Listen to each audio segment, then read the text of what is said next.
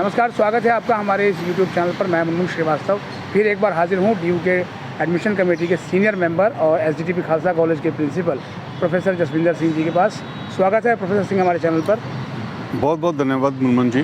Sir, ये vacant seats जो है वो आ गई है, अब बच्चों को क्या करना है? देखिए, इसका बहुत ही साधारण सा फार्मूला है कि जिन कॉलेजेस में सीट्स वैकेंट हैं उनमें बच्चे जो है अपनी जैसे प्रेफरेंस का जो एग्जिस्टिंग जिन बच्चों को एडमिशन मिली है, सबसे पहले तो वो उनकी रीऑर्डरिंग है कि वो बच्चे अगर अपने आप को अपग्रेड करके किसी दूसरे कोर्स या किसी दूसरे कॉलेज में जाना चाहते हैं तो वो आज 2 दिन उनको मिले हैं, 26 अक्टूबर और 27 अक्टूबर। तो इन 2 दिन में वो अपनी प्रेफरेंस को अपग्रेड कर सकते हैं। लोअर ये ध्यान रखना कि वो लोअर ग्रेड नहीं कर सकते, उसको अपग्रेड कर सकते हैं। तो लो ग्रेड करना मुश्किल है इसमें, तो इसलिए या तो वो फ्रीज़ कर सकते हैं अपना एडमिशन या फिर अपने आप को अपग्रेड कर सकते हैं। अगर अपग्रेड किया हुए कॉलेज में कोई वैकेंसी खाली है, पहले उनको देखना चाहिए। तो अगर वैकेंसी खाली है तो उनको ऑटोमेटिकली वो अगर उनकी मेरिट उसमें आ रही है तो उनको सीट मिल जाएगी अगर वैकेंट है तो। जब आपने अपने पिछले इंटरव्यू में बताया था कि एडमिशन अभी ओवर नहीं हुए हैं और आगे नेक्स्ट राउंड में चांसेस मिलेंगे, तो उसके हिसाब से जो है वो एक रफली आइडिया मिल रहा है कि 16,000 से अधिक सीटें अभी वैकेंट हैं।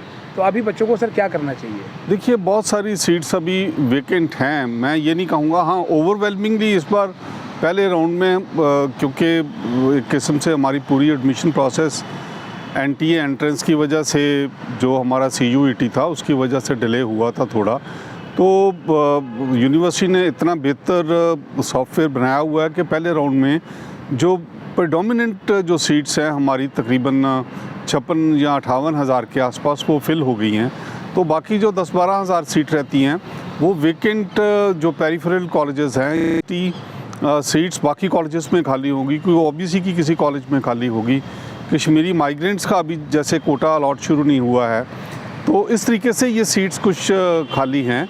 तो वो कॉलेज स्टूडेंट्स को जो रीऑर्डरिंग का उनका प्रेफरेंस दिया गया है वो उसका इस्तेमाल करें। और जो बाकी बच्चे हैं जो वैकेंट सीट्स एग्जॉस्ट होने के बाद जैसे मान लो रीऑर्डरिंग कुछ होती है तो वो बच्चे अपग्रेड होते हैं तो उनकी सीट्स भी खाली होंगी।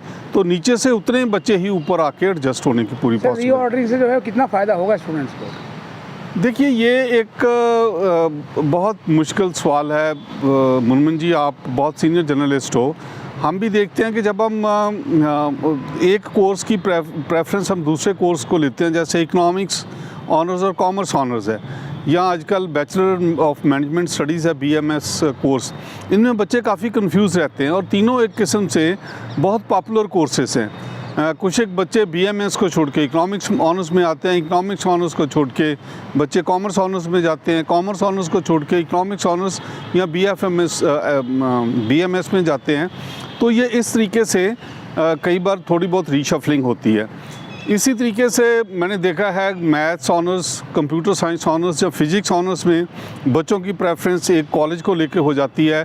तो उनको जो इन 3 कोर्सेज में मिलता है, हो सकता है कि उनको उस कॉलेज में उनकी चॉइस का फर्स्ट राउंड में ना एडमिशन मिला हो, तो दूसरे कॉलेज में अगर उसको कॉलेज मिल रहा है, प्रेफरेंस है उसको छोड़नी भी पड़ रही है सब्जेक्ट की, तो वो बच्चे इस तरीके से भी अपनी प्रेफरेंस को रीऑर्डर करते हैं। कई सारे जो है वो स्टूडेंट्स से सवाल कर रहे हैं जो कश्मीरी माइग्रेंट्स से बिलोंग करते हैं, इनके एडमिशन सर कब शुरू होंगे? ये मुझे लगता है कि जो यूनिवर्सिटी की पहली नोटिफिकेशन थी शायद वो उसमें तीसरे राउंड के बाद कश्मीरी माइग्रेंट्स का जो केसेस हैं वो यूनिवर्सिटी लेनी शुरू करेगी। आप देखो, इतनी मैसिव एडमिशन हुई है, तो जो बाकी सीट्स बची हैं इसको एलोकेशन करने के बाद हम सब एडमिशन कमेटी में इस चीज़ को लेके बड़े चिंतित हैं कि जल्दी से जल्दी हमारी क्लासेस शुरू हों ताकि हम इस प्रोसेस में ज़्यादा हमारा प्रोसेस डिले ना हो। तो ये सब चीज़ें हैं उसमें। तो क्या सर हमें लगता है कि 2 नवंबर से हम सेशन शुरू कर पाएंगे?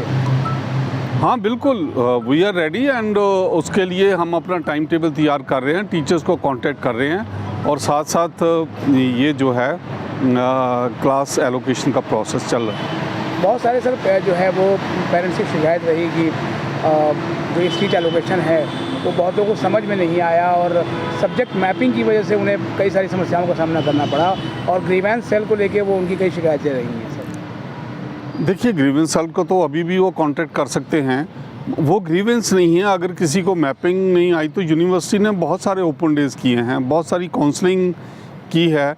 मुझे लगता है कि इस बार की जो एडमिशन कमेटी थी उन्होंने दिन रात इस काम पे मेहनत की है और आज से नहीं, तकरीबन मई जून से लगे हुए हैं, बल्कि उससे भी पहले अप्रैल से ही और एडमिशन कमेटी की मीटिंग्स होती रही हैं।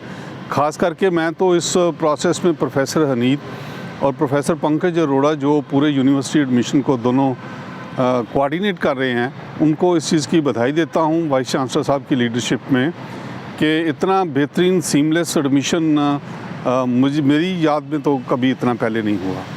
तो इसलिए जो भी बच्चों के कोई ग्रीवेंसेस हैं वो उनको पहले, और इसमें अब जो है जो भी बचा है उसमें अपने सब्जेक्ट मैपिंग का तो ज़रूरी है।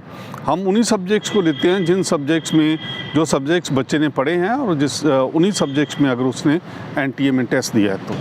सर, आज जब हमने वैकेंट सीट्स की लिस्ट देखी तो उसमें मैक्सिमम जो सीट्स हैं वो ऑफ कैंपस कॉलेजेस में खाली हैं। नॉर्थ कैंपस और साउथ कैंपस भी नहीं, नॉर्थ कैंपस स्टूडेंट्स की चॉइस होती है। तो आप स्टूडेंट्स को क्या कहेंगे? मायूस हैं सर वो? देखिए, मायूस पहले भी ये बात होती रही है कि ऑफ कैंपस कॉलेजेस का ये मतलब नहीं है कि वो उन कॉलेजेस की जो कोर कॉम्पिटेंसीज हैं किसी दूसरे कॉलेज से कम हैं।